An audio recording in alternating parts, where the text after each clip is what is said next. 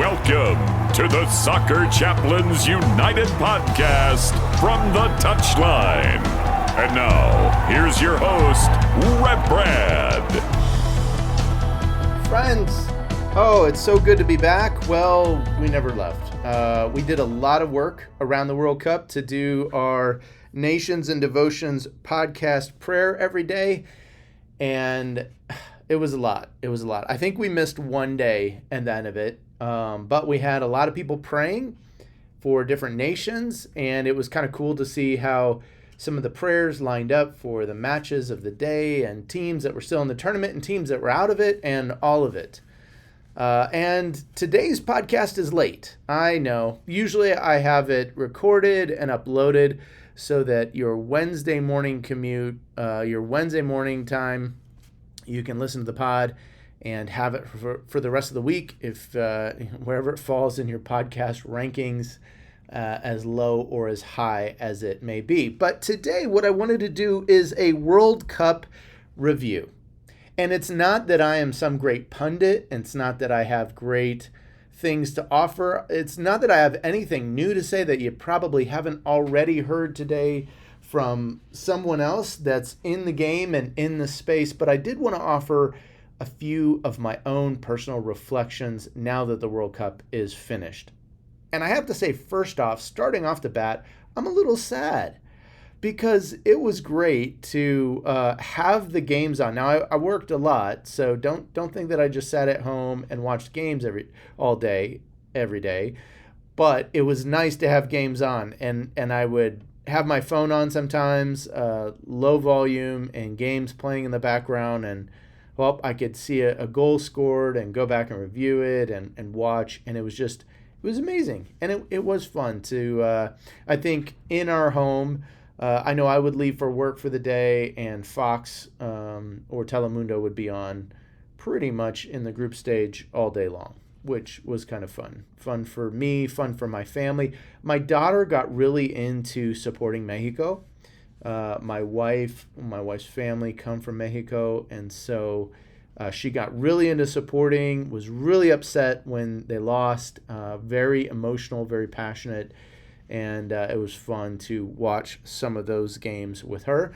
And I would say there was one point where my wife was like, if I have to watch one more soccer game, and I knew, okay, maybe I shouldn't push things too far. But it was a great tournament overall, great to watch. I think, one of the earlier games, and I forget, maybe it was in San Francisco, and there was a sort of a pan shot of the camera, and there were some empty seats, and I thought, oh, here we go. Here's going to be all the controversial things that they say would happen with this World Cup. There's not going to be people buying the tickets. I know there was a little bit of fiasco with pricing and getting tickets and whatnot, but all in all, it looked like there were pretty full stadiums and pretty safe from all things that I know about and heard about. There weren't some of the dramatic elements or security concerns that others thought there would be. So a great tournament, I think, overall. A couple things that I thought were unique to this version or iteration of it was, of course, it was the expanded version.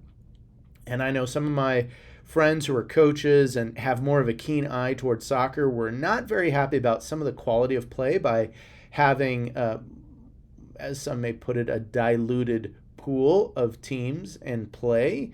But I enjoyed it. I enjoyed some of the smaller nations getting a shot, getting a chance, and some of them really won the day, won our hearts, and pushed. I think of a team like Cape Verde drawing with Spain 0-0. I mean, I didn't watch the game in its entirety, but what a moment for those players, for those athletes, that to take on a giant like Spain and to give of their best and have a moment. It was amazing to see some of these players who, with some of these teams, aren't even in contract. They don't have teams, but they're training, they're being diligent, they're applying themselves well, and then to see some of the outcomes. Some of these athletes getting followers from around the world and going from a few thousand followers on whatever social media, and then into the hundreds of thousands of followers was fun to see and to watch, and to hear some of the stories of, this player out of contract over here getting a contract offer. Just to see some of those things were unique and neat stories. I think also too, Curacao was another, a small team. I don't think that they did much, but to see the way that they played and took on the tournament, and it was just it was fun. It was amazing. I was rooting a bit for Scotland as well, and I know they had a tough road to go to try and advance out of the tournament. But that kind of leads me into the second thing, is that to watch some of the fans from these nations and teams was fun. To see the Tartan Army kind of invade Boston, invade the East Coast, and win people over, and some of the some of the social media video and story that we're seeing about fans and what they bring here to us in the United States was fun to see. The Japanese fans and their culture is always amazing to me. How they clean up the stadium in the stand and section where they are, and the locker rooms, and how they just root on vigorously their national team, and to see them to victory, it's a sight to behold. It grabs your heart, it grabs your attention a little bit, and you say, man, I want to be passionate like that. I want to be supportive like that, and I want to be honorable like that. Those were some neat stories. Netherlands and their fan marches to the stadiums, and the orange wave that kind of makes their way, kind of winding their way through a street, and the bus, of course. Some of these famous, iconic things that other national teams bring, the energy that they bring was kind of neat. I thought too, there were some other things that happened before the World Cup began, where national teams were taking photos, and for me, Norway stood out with sort of their team posing in Viking garb and with a wonderful backdrop, and just to watch Norway advance throughout the tournament in a way that they had never done before. You start pulling for these underdogs. You start rooting for them to do well, especially when your team goes out. I was rooting for USA all the way, and thought, we want to do so well. And it came up to the Belgium game, and I know that the pundits have their opinions and ideas about the whys and what fors. I probably have a few of my own, but none of them professional enough for you to even take time to listen to. I think one comment that I heard and I hadn't thought of that made me think was, the U.S. team training without Balogun for a number of days, and then him all of a sudden being fit and ready.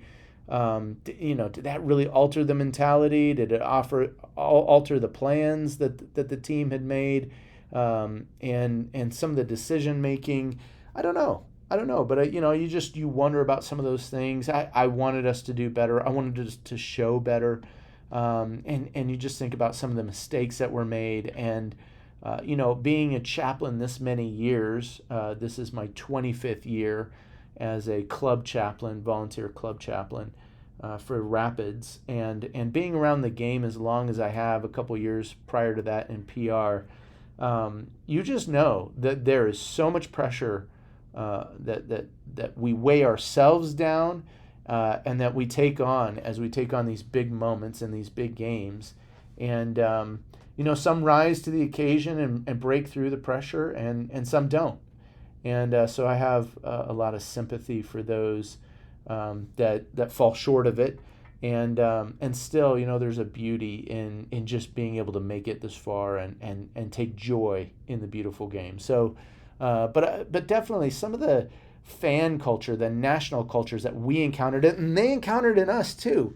There were so many stories about people visiting like Waffle House or Walmart or Buc-ee's, and just going, wow, America's awesome, America's great. Why didn't they tell us about these things? And I just think there were some fun stories that happened all along the way. Of course, there were some controversies as well. And I think, I don't know, maybe I insulated myself a little bit, like not wanting to listen to the naysayers, not wanting to get too much into the controversies as they happened. I know The Iraqi team had difficulty with travel, and a couple other individuals may have had trouble getting into Canada, getting into U.S., just with visas and passports. I think, I was a little disappointed. I've been enamored a little bit with DR Congo's super fan who stands, absolutely still during the game, and the fact that he couldn't, he had visa issues. I was a little disappointed in that myself, to be honest. And I don't know all the reasons behind it, but you want to see good storytelling, for me. And I was, I enjoyed that story of DR Congo and sort of their progress and the super fan who, just stands absolutely still. It's amazing to me.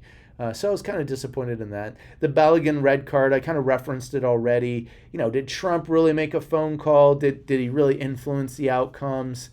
I don't know. Is it important? I guess at the end of the day, no, because Belgium came out and took it away from us and won the game. But in some ways, you deal with those controversies and you go like, look, was it really a red? Should it have been called that way? Should it have been different? Could it have been different? That'll be for others to discuss and to tell. I just kind of let it go and rest. I think part of me is like, I wonder if it had not been that way. I wonder if it had been a different way. And those are things, of course, are outside of our scope to know. Hydration breaks, again, a controversy. I've asked a few of my friends who are high-level elite coaches, hey, what did you think of hydration breaks? And again, I think the general consensus was, okay, maybe for a 94-degree day when you're playing in the midday summer heat, but it really changes the dynamics of the game, the tactics, the coaching. And you saw teams take advantage of it, and you saw teams that were on a bit of a rise, lose momentum due to it. And so, again, I'm a chaplain. I'm not a coach. I'm not a consultant. I'm not an advisor. I'm not an executive or someone in position of authority or power around the game. But I did think that the hydration breaks did change the nature of the game as we typically see it, as we typically know it. And I think for the future, I'm sure the TV producers were loving it and loving some more ad time to sell. But I think all in all, it didn't feel as necessary as maybe it was made out to be. In fact, the weather, it was criticized. I think there were only a couple games, maybe one game that had a significant delay for weather. I think there were only a few games that were due to the heat, but again, too, FIFA and some of these cities, we could have been playing in other places as well. So we'll have to go back and review some of those things, or maybe they will get reviewed by other powers that be. Speaking of review, let's talk about VAR for a minute. Oh, man, how controversial is VAR? I think there were some moments when it felt like, this is a good use of VAR. And there are other moments where it just felt like it should have been used and it wasn't, or it was misused, or, how do we define, how far do we go back and say, like, hey, this shouldn't have happened because of what happened, 40 seconds ago, 2 minutes ago. It's really hard to say. And I think, too, man, it just puts the officiating in such a difficult position because, maybe we just say, hey, part of the beautiful game is that it gets played in the moment and it gets judged and officiated in the moment. And maybe there's some use of technology, electronics, and VAR to help with that in the moment. But I think, it'll continue to evolve as it has. I just think there were some more difficult moments in this tournament that revolved around VAR. And of course, some of that related to Argentina. I know people were critical of Argentina and sort of their road to the final. Some people felt it was too easy, or maybe it was aided. I don't know about all those things. And I think you have conspiracies and controversies, but I would have liked to maybe see a different team in the final than Argentina. But I was also rooting for Argentina in some ways too, because I think that there's a benefit to Major League Soccer if a Messi-led team does well, and it shows well for our league. And Messi has been really a fixture. Some people call him the GOAT. I'd probably kind of lean into that camp a little bit more than I used to in the past. So it would have been nice to see some things happen. But again, great storytelling did happen.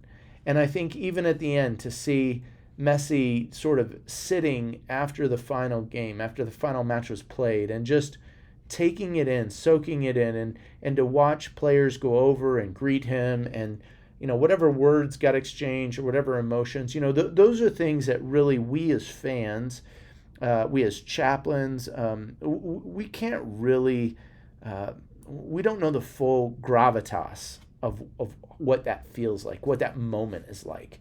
And that's really something special for the people that, pour so much of their life into these moments, into the game. And I think in some ways we can look on with pity, compassion, support, or even some judgment. It got a little messy after the final, no pun intended, but Argentina didn't show very well in terms of their gamemanship, and maybe there were some things said, or maybe there's some bad feelings, bad blood that was kind of spilled over into the final moments. But I think sometimes when that final whistle blows, you just have to know that we didn't accomplish what we set out to do, and we just have to go across and shake the hand of an opponent. And sometimes there's a lot more in it than that. It's not fair to just oversimplify it that way, but I do think that there's some things that need to happen around the game where we bring honor even in the loss. We recognize that there are things greater and grander, like being human to each other and being good games, showing good gamesmanship, no matter what side we're on, the winning side or the losing side as well. But hey, I've gone on a bit. I didn't think today's podcast would be as much of a ramble as it is, but friends, I hope you enjoyed the World Cup, and we're going to be looking for the podcast for the rest of the season. We've got a great little idea for the month of August, so I want to say stay tuned for that. We'll have some special guests that we're trying to get on the podcast to kind of do some interviews. And as Major League Soccer kicks off, some of the teams have already put in a game, and the second half of the season gets going. This is the last season of this way being this way for Major League Soccer and for myself as a chaplain. Next year, there's going to be a sprint season in the beginning, a big break in the summer, and then we switch into a fall-spring calendar like most of Europe. And so, change is coming, and change is inevitable. And I think many people were excited by this World Cup. Many people want to see the World Cup come back to North America, come back to the U.S. specifically. And I'm excited to see what might happen around some of those things as well. So, friends, thank you so much for tuning in, and I just want to say a blessing. God bless you for hopefully during this World Cup time, you've taken great joy and shared in some of these moments, some of the storytelling, some of the drama, and may God bless you no matter where you sit, no matter where you stand in relation to the Touchline. And we'll be back next week.